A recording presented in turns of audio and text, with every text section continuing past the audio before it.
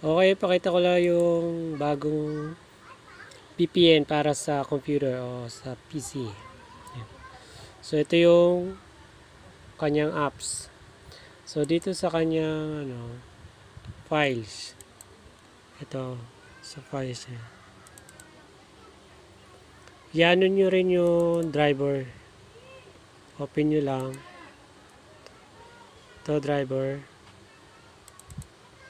Open file. Tapos open nyo rin to is extract nyo tong tab. Ito, application. Sakaling karoon ng error. Pero minsan yan, automatic na yan. Kapag na-run install mo, tuloy-tuloy na siya. Pero sa akin kanina hindi. So, inopen ko to. Na-extract ko din yan. Then, after doon, so, ito na. Lumabas na yung di lagi tayo na account. I-disconnect ko lang muna. So, andito yung para sa login details. So, yung account, o yan, dyan. So, lagyan nyo yung username and password, then click OK.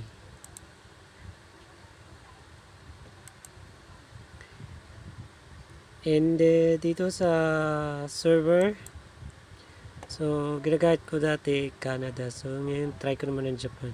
So, lahat naman yung gumagana yun eh. So, paki-try nyo na lang po, explore lang. Tapos, dito sa kasunod, yung load. So, dito, kahit alin po dyan, try nyo din yan, explore nyo rin lang yan.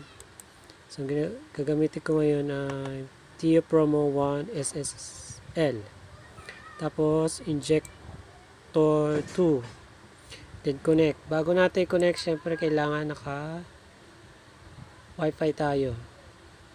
So, bakit wala akong connection? Disconnect ko muna. Connect. Then, habang kumo-connect siya, kukunin ko na rin to. Connect. So, yun na lalabas. Connecting. So, ito daw yun. Yung kanina yun, yung pinakita ko sa inyo, hindi pa siya na configuration file pala. So, hindi pa siya. So, mamaya ayusin ko.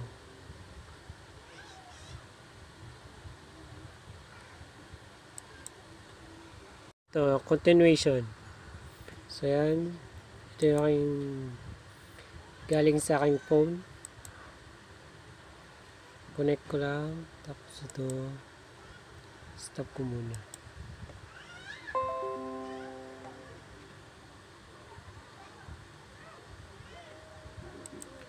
Palitan ko ng SS Promo 3. And connect.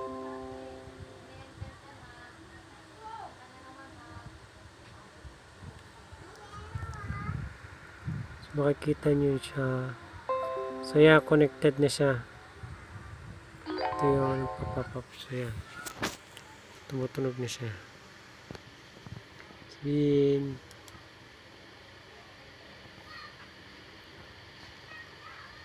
okay, let's play.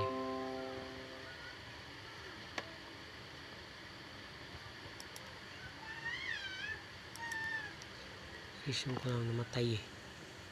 Given where your capital position is, looking at your CET1 ratio, 16.8% you're talking about today, is there room to increase payouts to investors? 16.8% is towards the end of 19 or at the end of 19 because there's an increase in a counter-cyclical buffer. The current requirement is 15.4 and we're targeting 16.3. Our dividend policy is very clear. We pay out more than 50% cash and an increasing nominal dividend, and then we optimize with share buybacks.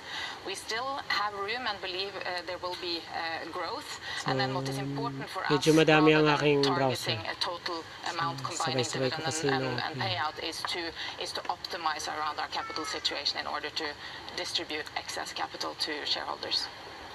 So, yun lang. All right, Kirsten, thanks so much for joining us. Kirsten Broughton there, CFO of DNB, talking to us about the state of the bank, expecting